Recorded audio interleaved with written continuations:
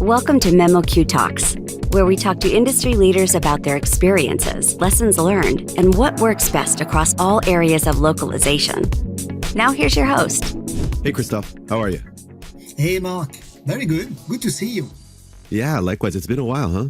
It has been a while. Too long. Yeah. I mean, we meet virtually like once every 2 years, but like in person, it's been a really long time. I don't want to say how long because it makes people can understand how old we are. You know? Yeah, that's true. But I'm following you and must admit I'm very impressed with your cycling here. I can see what you are doing there on the West Coast. So very, very impressive. Keep it up. Well, thank you. You're easily impressed, but I enjoy it, and I from what I understand, you spend a lot of time running, right? Yeah, I usually run, a couple of times a week in the morning, specifically very early in the morning. Yeah, but a little bird told me that you recently ran up a very tall mountain, maybe the tallest mountain in Africa. Tell me about that. Is that true? Yeah. Did you really do that?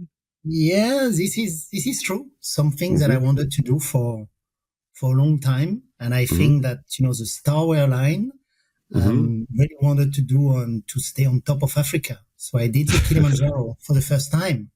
Managed to achieve and arrive at the summit. Was not easy. Clearly, initially was more kind of a reflection. I would say journey. But from reflection become a survival journey, which is again, reminding you that nothing is earned, and it's hard work to get there to the summit. So it was a good reminder, I would say. What you're saying is kind of an analogy to life or work. You have to work hard, and at the end you get something and you feel good about it. And if something's given to you, if you take the elevator to the top of the mountain, it's no big deal, right? You didn't really earn it, but you earned it. How long was that in terms of distance and time and elevation? Was 7 days, 6 days. Got sick on day 2. And unfortunately on the Kilimanjaro, you cannot take oxygen, because of the protocol after 4,000 meters. If you take oxygen, you need to go down. So I kind of walk, mentally to make sure that I'm not getting any oxygen to help me. So, I can carry on my journey. The last claim was the hardest with, -5, but with the wind -15, and reaching the 6,000 feet with snow on top of Tanzania. So, but it was, I will say, it was something to do once. I will not do it again, but it must be once. That's what I said about going up top of Mount Fuji. I said, I will not do it again. And then some friends convinced me to take their kids up. So I had my kids and their kids, and we went up.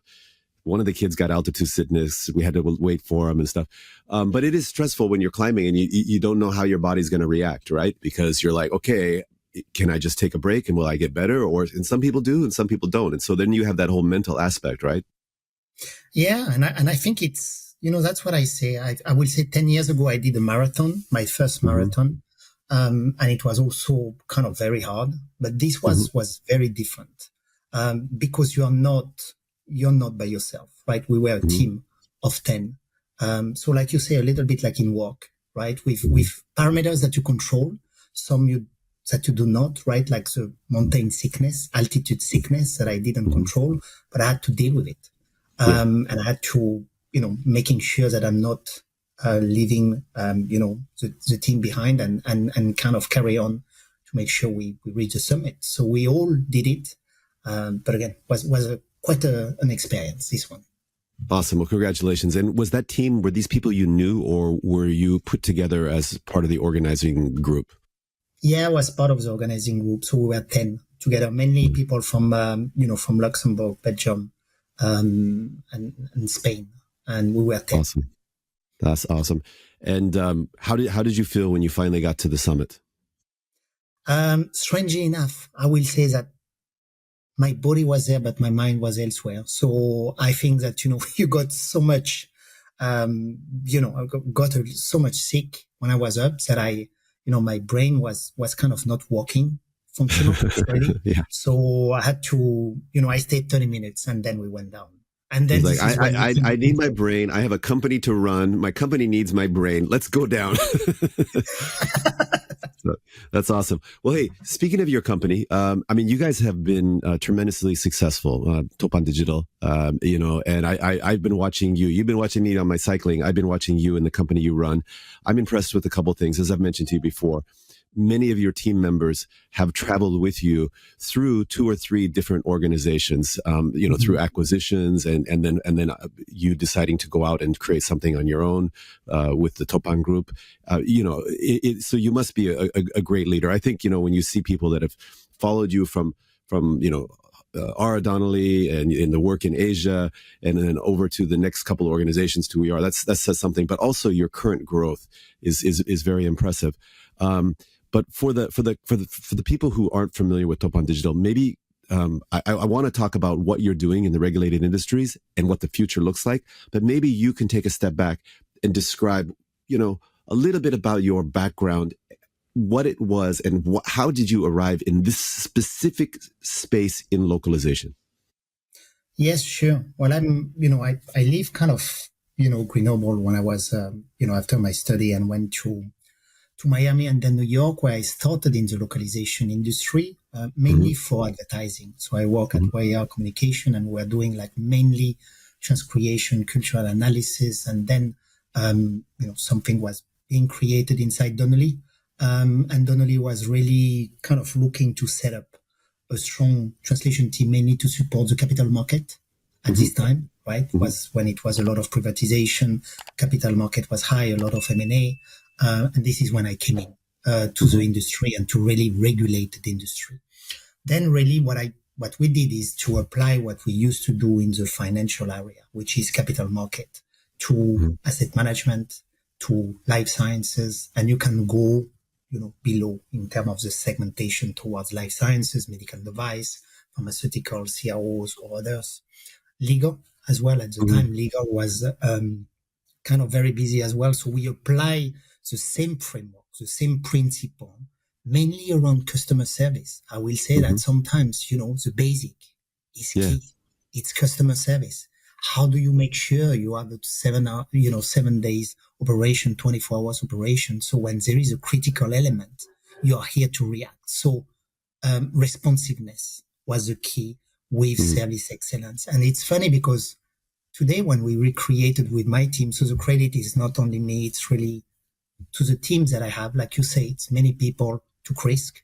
And like we like to say that in TDL is that winners attract winners, right? And we have now more than 350 people. And for me, they're all winners. Awesome. And this is in 4 years. But we took back this basic principle about service excellence, about responsiveness, about starting from scratch on a blank page and putting the customer at the center of everything we do, to try to really address the pain point of the customer, try to be agile. That was very important. Now, part of Topan, our DNA is really about entrepreneurship. Yeah. And I will say that what we do doesn't fit everyone as well, because, we take calculated risk, but it's also very entrepreneur, the way we think. And this is critical, I will say, nowadays as well, in terms of our success. This is something we don't want to lose. This is something that we continue to, to continue to nurture, as well as a culture as well. Very, very important. I will say that this culture about teamwork is something that need to go, even, to the next level nowadays, especially with what is happening in the world. Totally agree with you. First off, thank you for sharing your background there. That's a very abbreviated version, and you're very humble because you've had and built some amazing organizations along the way. But my 2 takeaways are that, customer service and really listening to what a customer asks for. You gave a couple examples in terms of, 24-hour service. When I was running organizations across Asia, I remember specifically 2 conversations where customer said, yeah, we'd give you more business if, you were available at 6 a.m. to start these projects every day. And right there on the spot, I said, we're available. And so I didn't know how we were going to do it. But I know we could do it. with Yeah. with the team we had across Asia and all the people that some people want to come in early, some people want to stay late. It was like, you know what? By the end of the week, we had a solution, and that customer became one of our most loyal customers. And I had a similar situation in Japan. People are blown away because, especially in Japan, where typically it's 9 to 5, these are the operating hours, and it's quite rigid. And if you have something after hours, difficult. And we were able to just say, no, whatever you need. Yeah. And customers love that. Now, and then, you know, your comments about teamwork. I mean, every company is just a bunch of people, right? You got to get the right people on the bus, and you got to get them to work together. So let's talk a little bit about that. First, I want to talk about the customer service side. You know, customer service, but can you give some specific examples of what your teams have been able to do in one or two of the regulated spaces? Because there are some very specific requirements in terms of quality, security, responsiveness. Maybe you can give a couple examples. Sure. I think number one, it's going back to the essence of the personality of the people and what we do for clients, because at the end, it's people to people. We will talk about AI, we will talk about technology, but at the end, it's people to people as well. Right now, who is kind of handling the relationship. I will say the word relationship is very important to what you explore, right? About being able to be joined at any time, having some stability towards having someone that you know in front of you, that know you. One of the best compliments that I got from a client not so long time ago is that your operation team really truly make us feel unique. Wow. And I think that this is really what we are aiming for. We are having some very strong leaders in operation with very high standard. And the whole idea here is that how do we make sure that each customer is unique and they are not treated as being generic as some of the, some of the big player, right? Because you need to kind of standardize. We're actually going the opposite way. You cannot standardize nowadays. So many different tools, so many different fonts. So to your point, how do you differentiate ourselves? Because I think that this is your question. The differentiation is truly with agility, but it's also being able to combine some special solution. There is not one that fit it all, actually. And this is currently the strength that we have in saying, okay, there are so many different tools in AI. So what we do is we take an approach about manage AI services. So we actually combine the different pieces, because if you look at the industry, Mark, you have different tools, but it's a puzzle.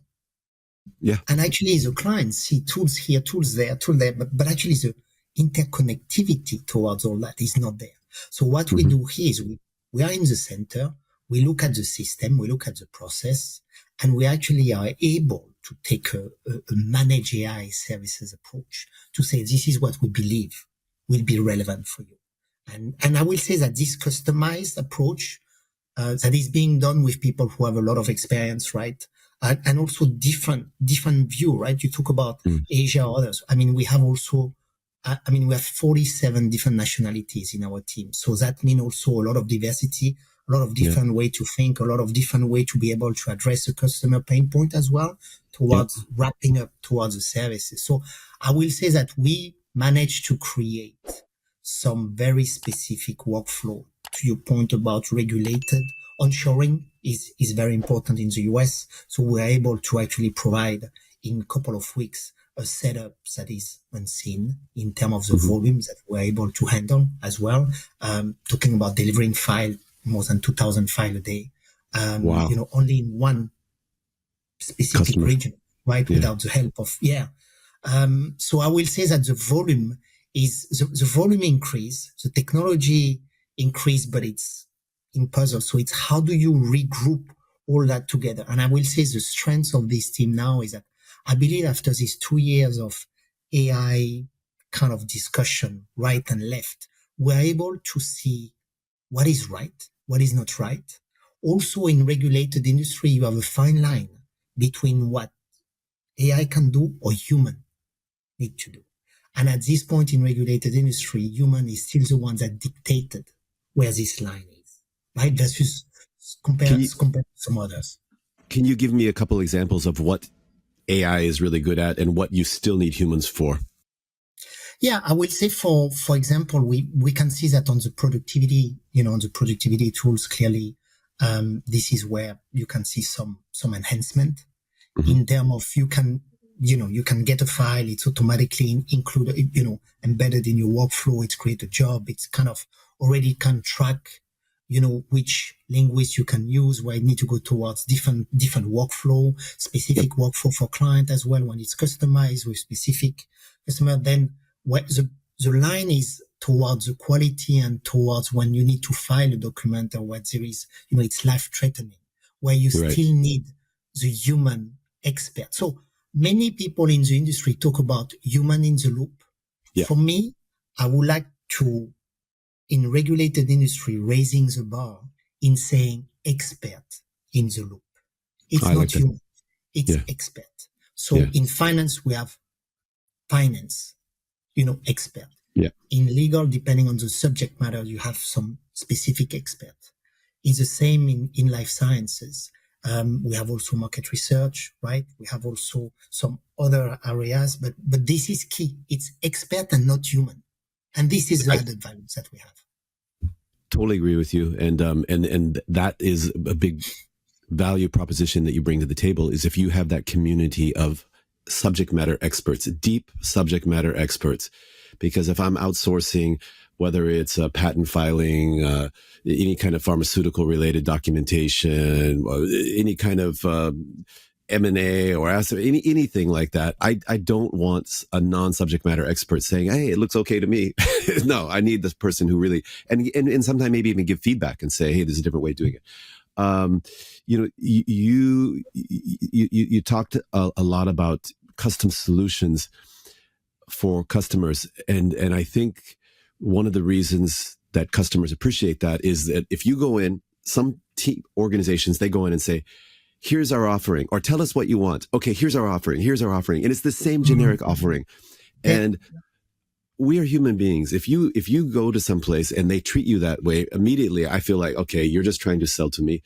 But when you go in, or somebody actually listens to your problems and then is able to bring some value to the table with their expertise, because if I'm the project manager, I don't know of all the different AI tools that are available, but if you can help me select the tools and the workflows that make sense, then you as the service provider are bringing a lot of value. And I have a sense that's what you guys do.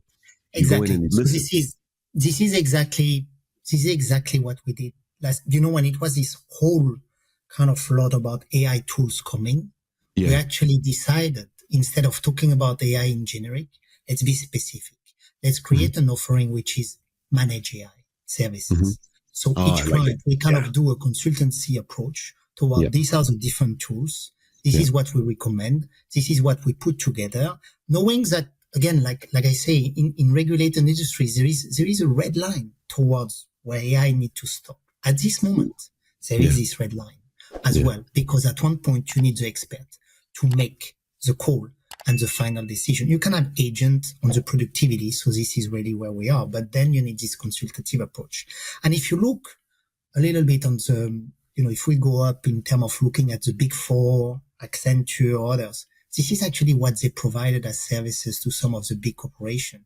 Sure. Saying, okay, look, there's so many tools, but let us advise you towards what can be very relevant for your business based on, for example, the data that you have, the software that you are using, the infrastructures that you are using in terms of IT for data privacy. Because if not, it's all generic, and you can throw all this about AI. But for us, is more than that. We want to really be tailored and clinical towards our approach to make sure that there is kind of a return for the customer. And I will say, one of your questions was also, why, the success toward this. I mean, the people, yes. I think for me, the base of every success is also the segmentation. We are not losing track. We are not being opportunistic. We are very hyper-focused in the regulated industry. Because again, this is the expertise that we have, the added value. And I mean, you were a very good sales when you were sales. And you know that to your point, if you don't listen to the customer and try to sell everything on the back of the truck, I mean, it doesn't work anymore. Sales, actually, the sales completely changed from 10 years ago with all the tools that you have. So now it's truly more a consultative approach. Absolutely, especially in your space. And because, you know, when I was at CLS and a little bit with some of the other organizations that I was at, there is some overlap. We did do some work in the regulated industry. I can remember a couple scenarios, though, where we went in and tried to get some new business, maybe related to CROs in Hong Kong, also doing some translation related to IPOs, and then some of those projects in Japan. And it's funny because the customer right away was able to figure out we didn't have this deep subject matter expertise. We were trying to figure it out, and the customer doesn't want somebody who's trying to figure it out. They want somebody that knows the process inside out, actually knows what more about it and what's coming down in terms of regulations and workflows and tools than they do. And then they are going to give you a chance. They're going to start to trust you, right? And so I you know, and management. Yes. Yeah. Oh, absolutely. Absolutely. With those industries, 100%. Yeah. I mean, I can see, you know, and I just got confirmation, right? Because I'm going to say that in 4 days, we are launching a full new software, Stream IP for, you know, actually for the intellectual property kind of ecosystem. And this was, again, the case. I mean, you know, you only have here, a lot of experts joining our team that created and were working towards building this service as well as product for the last year. It's finally ready. And we were in front of incredible customer name here just because of the credibility of the team and the expertise of this team. And I will say that I didn't know the IP business. It's, if I go by myself before I try, you know, it doesn't resonate. And it's another pocket which is very key and fit very well our overall strategy about high risk business critical content. Yeah, it's funny. I sat into a business meeting that was related to IP, and I know you have you've built a very solid team of deep subject matter experts in that space. Correct. I sat in a business meeting, and it felt like they were talking a foreign language. I don't consider myself like I'm not completely new to this industry, but I didn't know what they were talking about, and I was taking lots of notes. And afterwards, I had to say, "What the hell were you talking about?" You know, so it's important. It's and it was funny, man. It's showing again the expertise. Without the expertise, you don't have this credibility to client. You don't bring any confidence to clients, right? And this is and you cannot go further because now you cannot cheat with clients. What I love is that you cannot cheat. You know, they can see that immediately.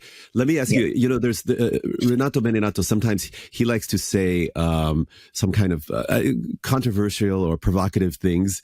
And I think the reason he does it is, one, he likes to stir the conversation and debate. And he also likes to get people thinking and say, okay, if you agree, great. If you don't agree, tell me why. And one of the things that I've heard him say a couple times in front of an audience is that translation is free. Okay. It's the services that you bring to the table that are going to give your organization the inside route. If you're competing on price and things like that, forget about it, right? Yeah. Just what is your, and that's kind of what I'm hearing you saying. You know, you're saying it in a slightly different way, but are those two statements kind of aligned? Yes. I'm also saying the differentiation is critical. I mean, think about the, you know, the furniture industry. Everyone is similar. It's the same. You go to a client saying, what everyone is saying, we have the best quality. You know, we have this, we can be, but we have a 2I principle. We have translation plus quality assurance. And I was like, I assumed you would, right? Yeah. Or, you know, and then you kind of go to the next category. You know, we have global, we have scale, but actually, you know, the scale, you know, at this particular moment, do you prefer having scale or agility? And I think the customer are looking for agility. And what I say about the managed AI services, what is very important as well here in terms of our forward thinking, we don't know in 1 year what's going to be here. We don't know. We don't have a crystal ball. You can, before you were able to make business plan for 3 years, that's impossible now. So every 6 months, there is some things that kind of challenge the status quo, right? So let me stop you there. Let me stop you there, because I think this is awesome, because you probably don't even notice this. When most of the industry is scared, terrified, stressed out because they can't predict, because they don't know what's going to happen in 1 year or 2 years, because the AI is changing everything, and people are wringing their hands going, oh no. What I'm sensing from you, and I don't even know if you picked up on this, is you are looking at like, this is fun. This is an opportunity. Yeah. We're learning, and because we're able to kind of keep up, then we can share that value with our customers. That's what I'm taking away from this. Yeah, not only we are able to keep up, but now we are able to put the puzzle together and to see what we can extract to value for our customer and move forward. But not only that, we're also ready for the unknown. And that's what I like in saying, let's keep it coming, because, I think there is improvement here in QA. There's improvement on productivity. There is few agents, right? A couple of agents that will help the human, right? So basically our team the experts can really focus on the customer, can really focus on the expertise, on the workflow, on the customer sales, this is really key. But because we cannot predict, that's why we have this approach in saying, maybe we are looking for things that are already modulable. So we are able to replace one with the other as well. Because before, you need to have one approach, and then it was rigid. Now what we need is a universal approach towards where we can pick up different elements together to create new. But this element should be replaceable. I mean, look at Google, look at ChatGPT, challenge Google, right? I mean, at this time. Even Google, the Google, 60% of the revenue comes from AdWords. Their Gemini is cannibalizing their ad revenues, so they need to evolve. It's like they need to evolve, and that's why we kind of are ready for also the future in terms of we know it will be there are uncertainty. Now I'm not talking about geopolitical, or I'm really talking about more product, right? Because geopolitical, we have that on top, right? Not only we have that on top to be able to handle, but to our space, and like I say, to the segmentation that we are, it's compliance. You need to get things done, right, in a certain way. And this is where I say there is a line here for us as well. So I want to come back to some of the, when it comes to compliance and regulatory kind of issues in landscape, I want to come back to that at the tail end of this conversation, because that's also important to understand, what is the EU looking at that might affect our industry, or what about in the US, especially we have a new administration and there's all kinds of changes, and different states are doing different things. But let's park that for a second, because, when you talk about having this attitude of, we don't know what's going to happen in the future, but we are excited about it, and we're going to find out, and we're going to make it work for our customers.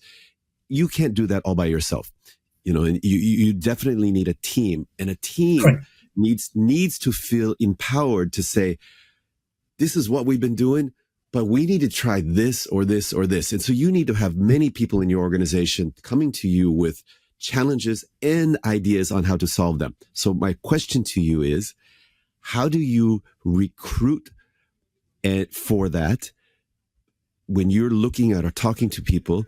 And how do you create a culture where that is valued? And I'm going to shut up in a second, but I've worked in companies, and I will say, some countries in Japan, in Asia, like Japan, for example, traditionally, there's also some European countries traditionally that are very big on planning, long-term planning, and they're excellent at building a long-term planning framework. But when it comes to moving and responding, the agility, it can be challenging. So how do you hire for that and then create that culture?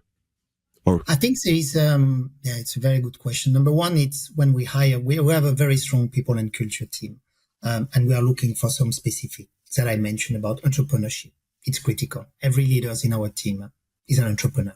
I mean, that's clear, right? Because we need this kind of mindset. We're backed up by Topan, so it's a very stable, respected company, and it's helping us a lot.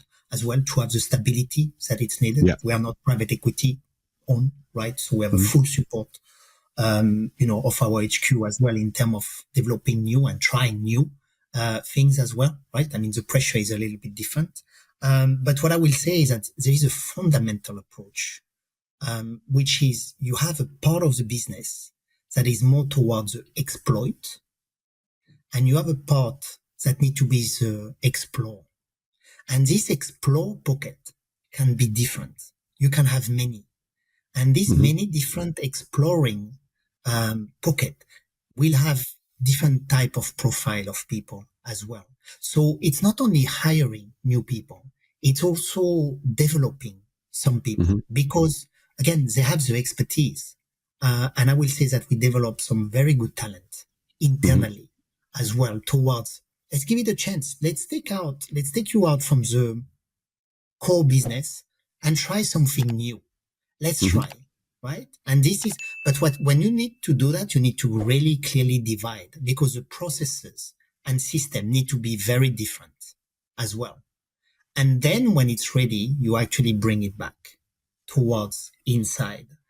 And this make it very easy to actually work on new things. For example, we're going to launch, especially for the US, you talk a little bit about the data privacy, right, and anonymization tools fully developed in-house, fully developed in-house. So the people are critical, but it's empowering. It's also accountability, and that's also clearly what, where it stands is that trying to have also a flat organization inside Topan and where we stand. And it's working. It's providing really the energy and the passion that is needed to move forward. And yeah, we don't fear technology. We don't fear the change. We are not worried about it. Our market share, there is market share. I mean, at the end of the day here, our industry is growing. Okay, the content is still exploding. And there is market share. There is plenty of market share. Yeah. Awesome, man. I think one of the most rewarding things as a leader is empowering a team and then seeing them solve problems and develop new ideas.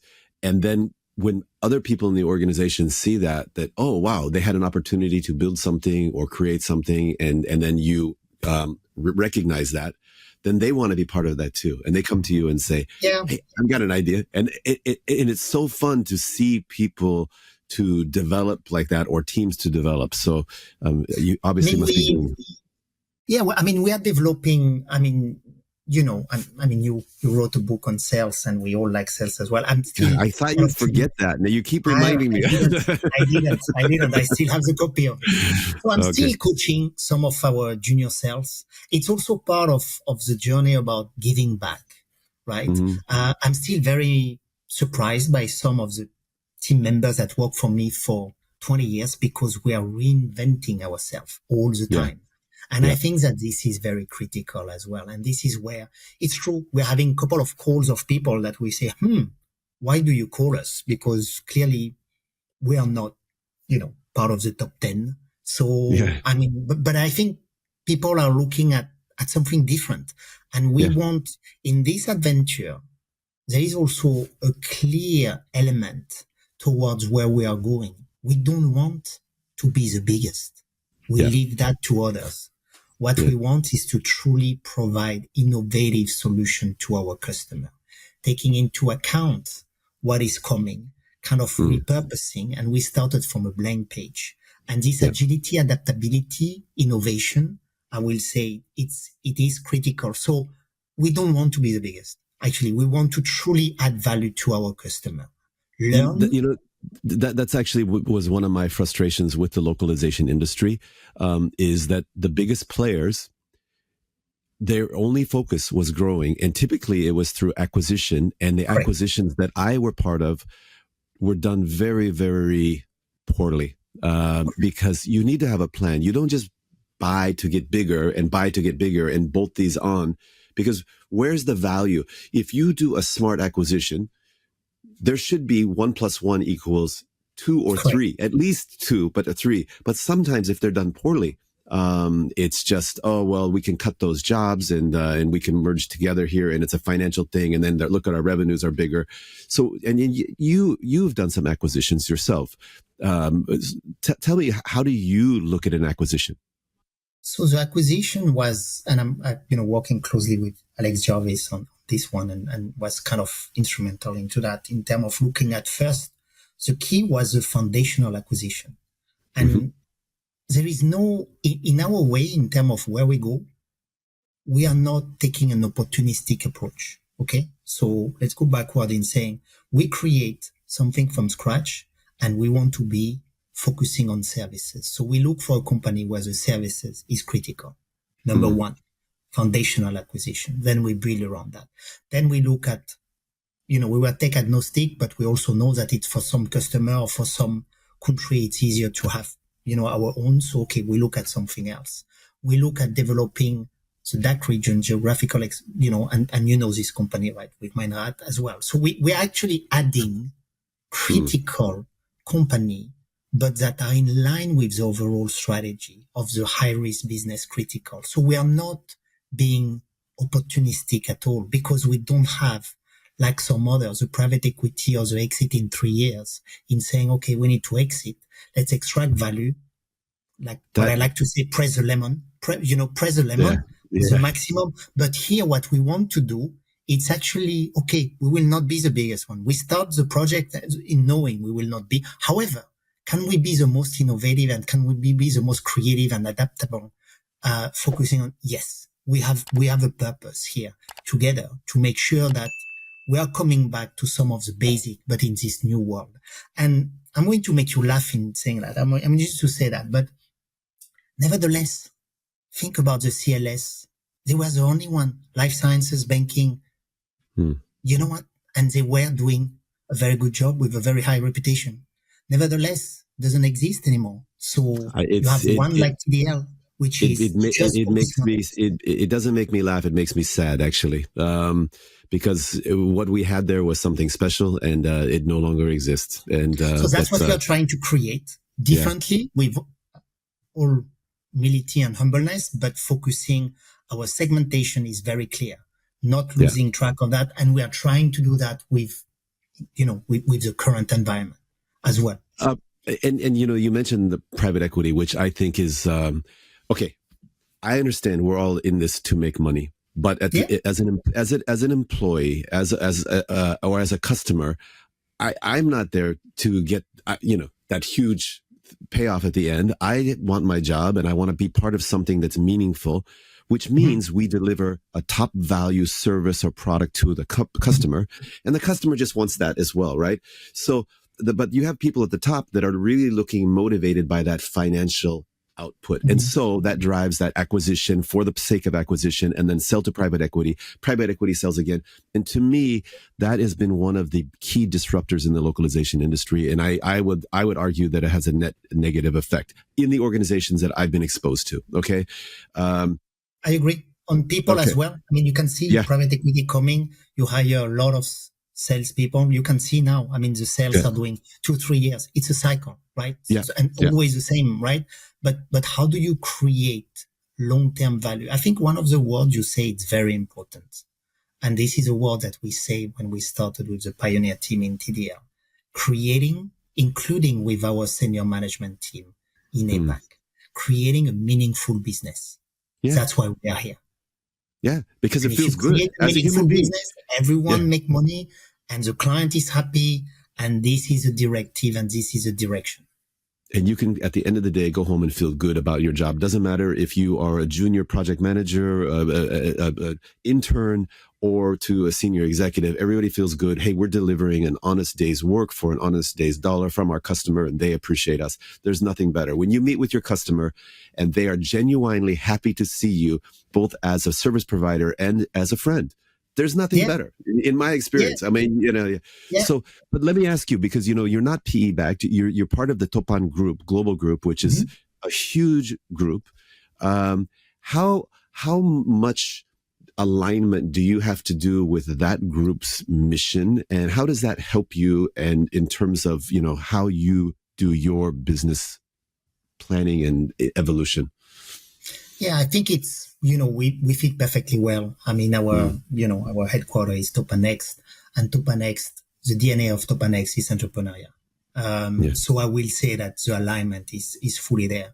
Was a support from day one in terms of this adventure as well. It was a couple of years that they wanted to create, multilingual kind of LSPs as well. So, and they wanted to create it for the reason that you mentioned. That's why it made me laugh, because they wanted to create a meaningful business to address what was needed in the market that was not addressed at this time. So we are fully aligned. It's Awesome. also nice to have this different type of culture as well in the group. Clearly, we are unique as well based on looking at the key differentiator. I mean, you don't have many APAC HQ based company like us. Yeah. You don't. I mean, it's, again, it's very rare. So we actually can have the whole infrastructure and structure of the group when it's needed, right? I mean, it's giving us some strength to use for our own benefits as well, right? Yeah. No, that's awesome, man. Okay. So, I could probably keep going for a long time here, but we got to wrap things up. And I would like, for you to share with our audience, if we look at whether, any of the regulated industries, because there are several, what are some key trends that are going to happen 6 months, a year down the road that not service providers, but customers should be aware of, like, hey, there's going to be these new regulations or restrictions. You mentioned about onshoring in the US because of data privacy concerns, I assume. There's a lot of European countries that don't want to have their work done in the US because that opens them up to US regulators. So maybe you can talk about some trends that you're seeing. Yes, the trends that I see, it's funny. We're going to come back to AI. It's towards AI about how actually AI is kind of managed from a compliance standpoint. Very, very difficult, I will say, with some of the customers. You have the AI teams that want AI, but then you have the stakeholders that say, well, the content will be at risk, right? How do we do that? So I think that there is a lot of discussion towards data privacy is one that will not go away. And it's kind of very important. As well, I will say that there is still some regulations that will come in terms of protectionist, in terms of some of the country, right? And we can see that. I mean, we went to the GDPR, we went to some others in terms of finance. Still the same, right? I mean, they are just making it even more complex. In terms of the different filing, I'm looking at. We talk about the IP, it's still the same. I mean, you can file a patent into 150 countries. You still need a filing. It doesn't change. The filing can if you are not accurate and on time, it can have a huge damage to reputation, to brand, and has a cost. I will say that this is what I say, that all this regulation and all this is very critical. And this is why there is still this fine line. Because if you pass the line and there is a problem, it kind of really affect the brand, can really affect, the overall cost.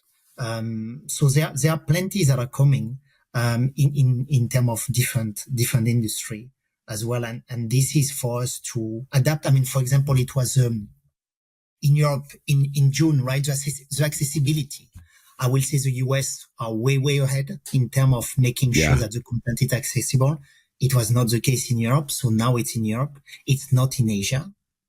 Yeah. It will come, but it will come. Eventually. Yeah. It eventually. So this is one, for example, the accessibility is one that we can see coming and taking more and more importance in EMEA and in the future in APAC as well. Yeah, I think that's a huge thing that is under the radar of a lot of people right now, because it doesn't matter what content you have. If it's, it has to meet readability, accessibility. Accessibility is a huge requirement. That's awesome. And there is a purpose. In addition to that, is that not only before, we talk a lot about language, about diversity, others. And I think the accessibility has also a touch about helping the community. And when you talk about accessibility content in finance, legal, life sciences, I mean, same thing. It needs to be very accurate, but there is a purpose. It's very meaningful and needs to be done to have for everyone to have the right to have access to this content. Yeah, I mean, in my role as CEO of BreezeDocs, for example, it was brought to my attention that our website was using colors that were Correct. not recognizable for people who had color blindness, right? And it was something that, in my naivete, I didn't ever think about, and I was so glad that it was pointed out because it was a quick fix earlier on. To your point, we fixed it earlier on. If we would have pushed everything out and our platform and our product and everything else, it would be really hard then to come back and change everything. So to your point, it's really important to get out ahead of that. Wait, Christophe, I always enjoy talking with you. One of these days we will meet in person again. I don't know, because it's funny, wherever you're at in the world. Yeah, you travel a lot. You travel a lot. And no matter where you are, I send you a message and it seems like you respond within 10 minutes. And so I think that you have an AI agent that's responding to your emails or something. You can do that, right? You created one. Maybe my team created one. Yeah. They can create a digital twin of you. And so he's going to go climb Mount Kilimanjaro. So now AI agent Christophe too, you're in charge. The funny thing for the Kilimanjaro, in 7 days, I had 10 minutes of connection, of network. Wow. But I'm managing these 10 minutes. I'm managing these 10 minutes to do everything that I needed to do. Well, maybe you shouldn't tell everybody that. No. They knew. They saw my email. They knew. But it was kind of funny. It's always good to speak with you. It's always good it's good to take perspective with some of the discussion we have. And it's always nice we cannot discredit the past. I mean, we talk about CLS, but at the end of the day, we are going kind of around, right? And this is it. Yeah. There is and we are here specializing, in high risk business critical content. That's it. And we find solution with the expert for our customer. Basic. Well, you and the rest of the Topan Digital team are doing an amazing job. I wish you continued success. Whenever anybody ever asks me, like, what companies in the local industry should they be watching, I say Topan Digital. I mean, they're on a growth trajectory. They're doing something special. There are some others out there in different areas, but they're, I think it's really important to differentiate. As you said, you guys have done that. You've built a really good team, a culture of winning. So congratulations on that. And thank you so much for being on memoQ Talks. You're very welcome, Mark. Always a pleasure. Thank you. Take care. Cheers. Thank you for joining memoQ Talks, where we talked with industry leaders about their experiences and lessons learned to gain new insights about what works best across all areas of localization. Join us next time on memoQ Talks.